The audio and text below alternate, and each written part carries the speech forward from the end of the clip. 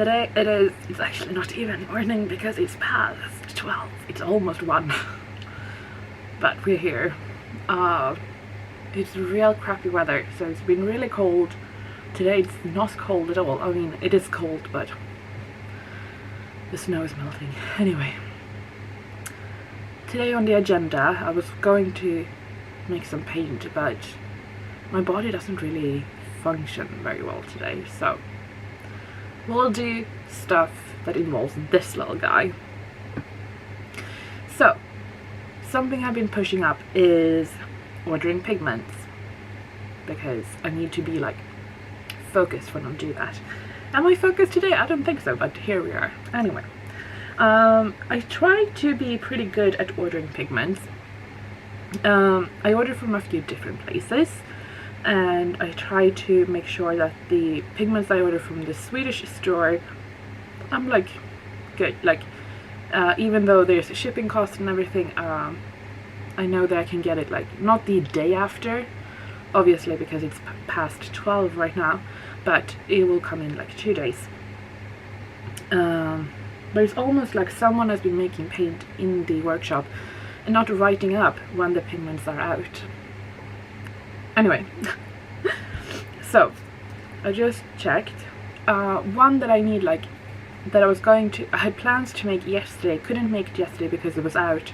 So in my mind I was thinking, good, I can make that today, because pigment magically just appear overnight.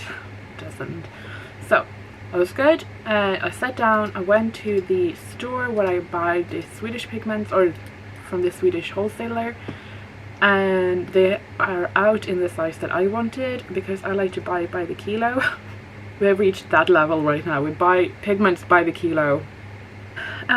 Also, the thing is why it takes a long time to order pigments, especially the metallic ones, is that I do that most of the time on AliExpress, because you can get pretty big quantities there if you find right. Now,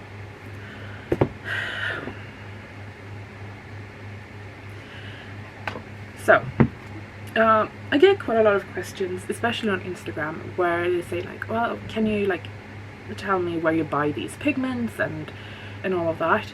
And when people ask me where I get my pigments, if it's not traditional pigments, so like the sparkly one, the fun ones, which I totally get, I pretty much always say no to that. I don't want to give out my contacts, for the simple reason that I myself, who have been doing this for, I think this is my 5th year since I started dabbling in it, I still have not found a reliable contact, and it's a gamble every time.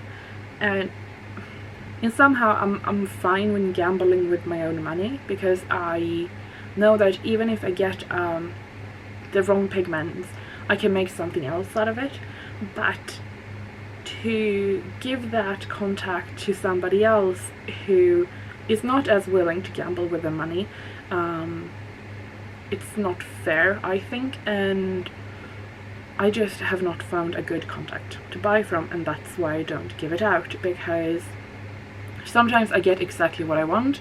I get the so usually you have the pigment index number or pigment index code, which is 2 letters indicating the color, so pigment, and then like Y for yellow, and then a number that specifies the kind of pigment. Now, the different pigments can look different depending on how they are being processed, but it's the same pigment.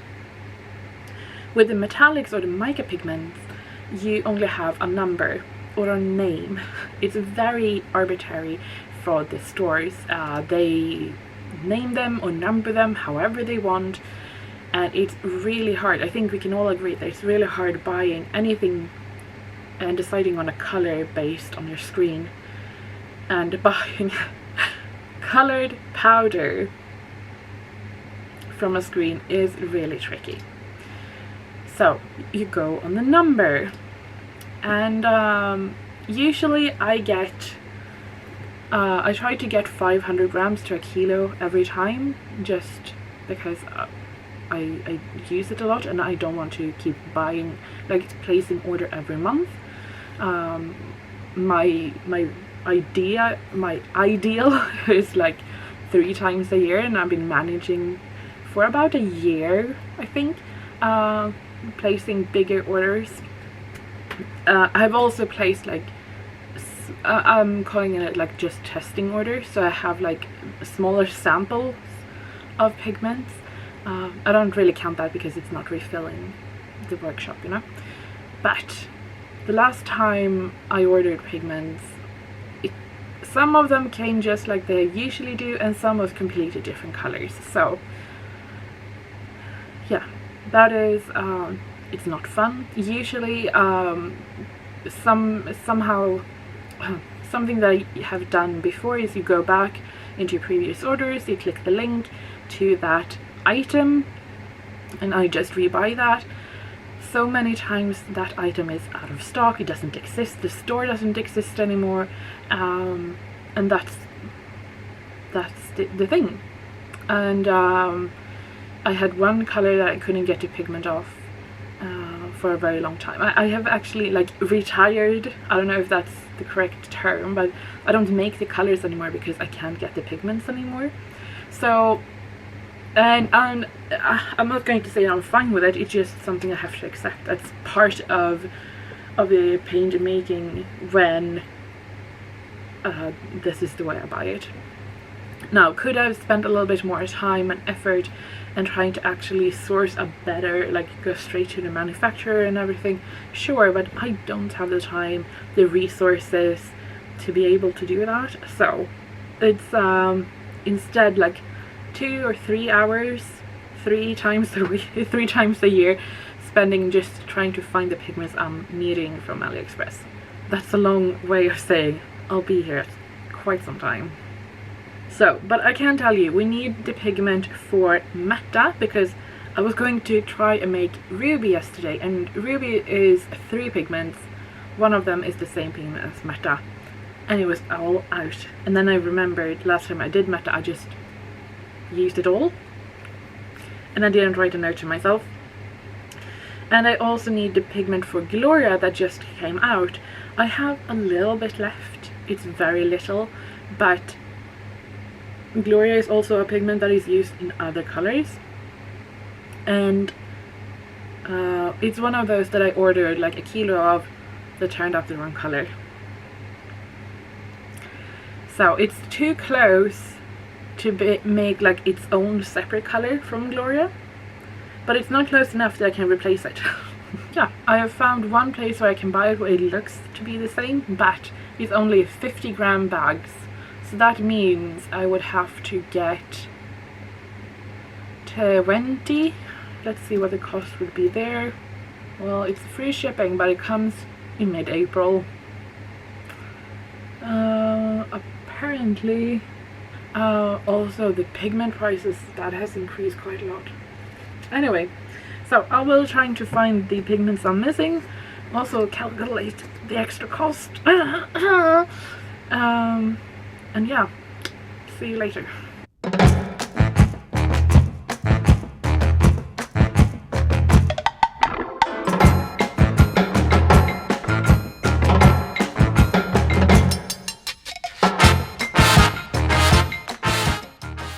I think I have successfully managed to bribe my dog, because we're going to start a new project. We're going to make some experiment. Now, I have asked everybody in my family, mostly my parents and my brother, to say eggshells.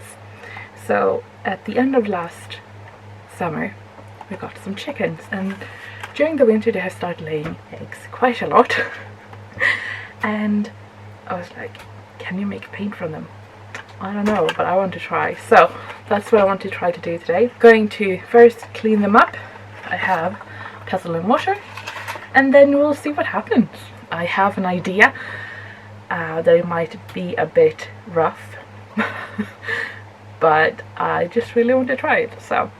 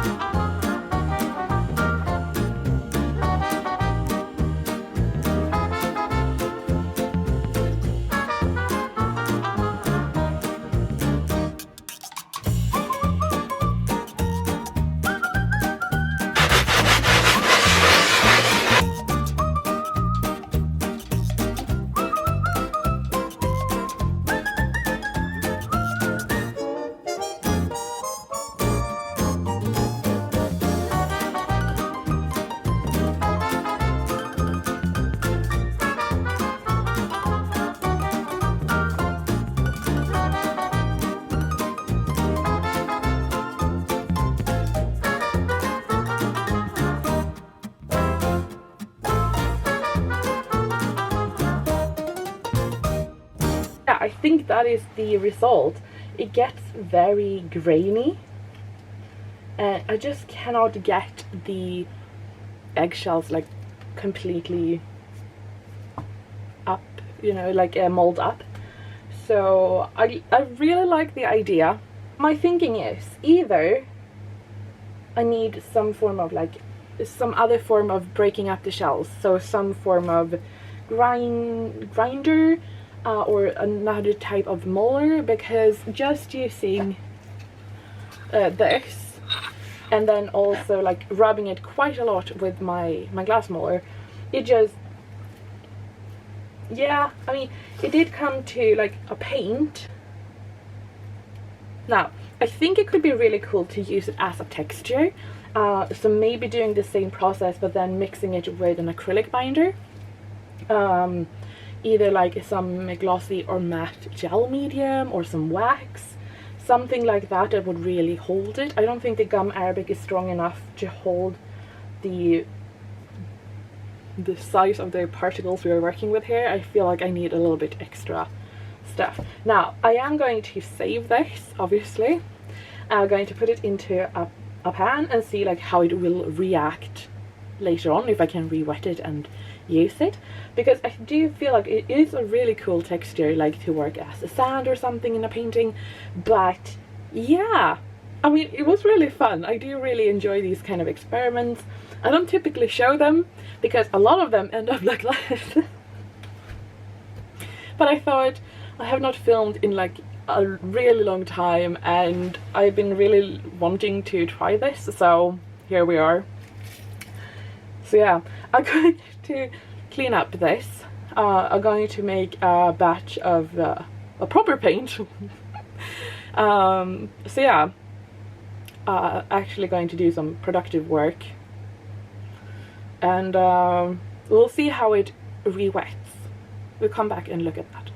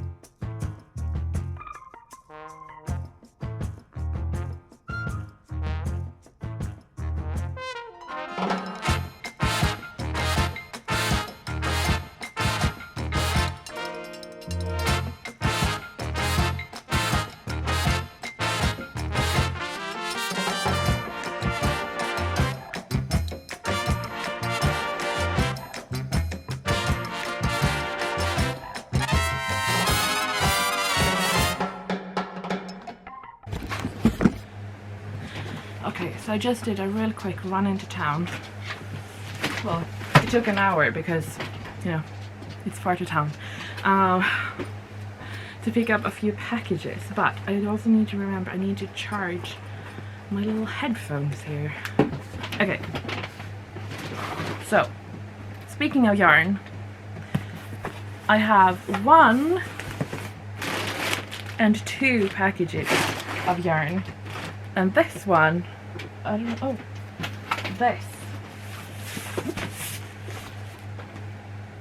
oh yeah, I think I will wait a little bit with the Jazza Sketchy Pro Sketch something, self-control and all of that. The yarn for Egbert's sweater is supposed to be in this box here, so let's open it and see, shall we? Now this is a Norwegian site, I believe, but they have really good prices and really fast shipping. I bought 2 just to be safe. I don't think I will need to, but I'm a bit paranoid now, so.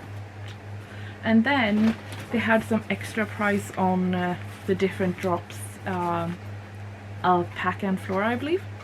So I picked up a bunch of the flora watercolors, and I'm thinking I'll probably use them to make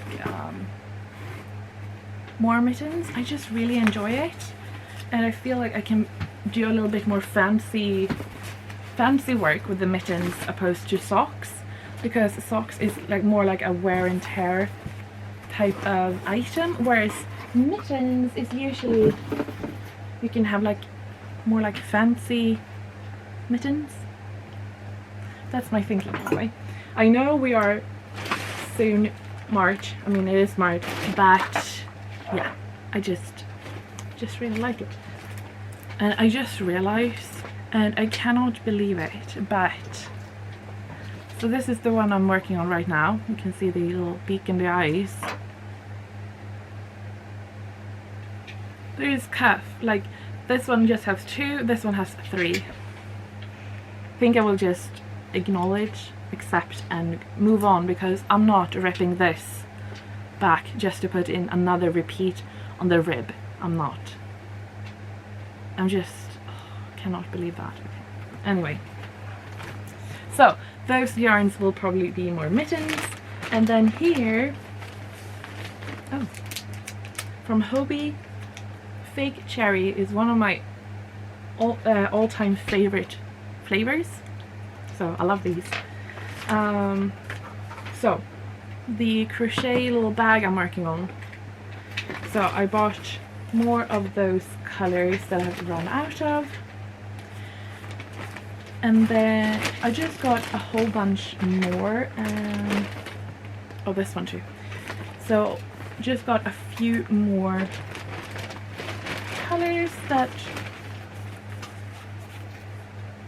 to use. Yeah, I do really like working with the 8/8 cotton for stuff. And then I did pick up these. I'm not a big fan of acrylic, but I did pick up a few of them for some upcoming projects. I love how bright this one looks on camera. It looks neon on camera. It's not, I wouldn't say it's neon in person, but it's definitely bright. So, and these are just really sweet. I really like those. So I have all the yarn and more to finish the project I am working on right now, and to start a few more. So yeah. Should we open the just a sneak, okay?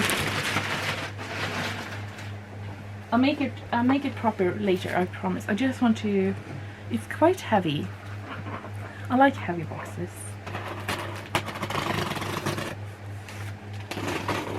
It is really sunny today, so I think I might sit outside for a bit and knit, like our sweater or something. It's big. Oh, deluxe edition. We have a list of all the stuff that's in it.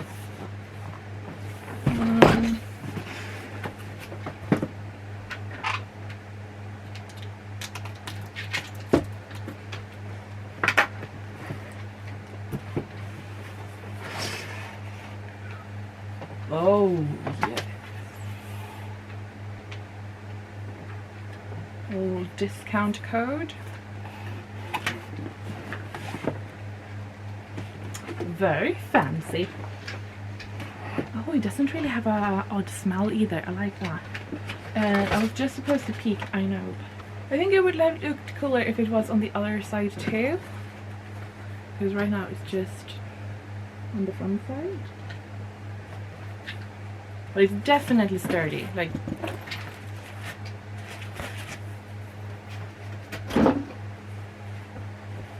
Ooh. Okay, I'm actually going to have lunch. I'm not going to dive into it now. I'm going to have lunch and I'm going to come back. Promise. Promise.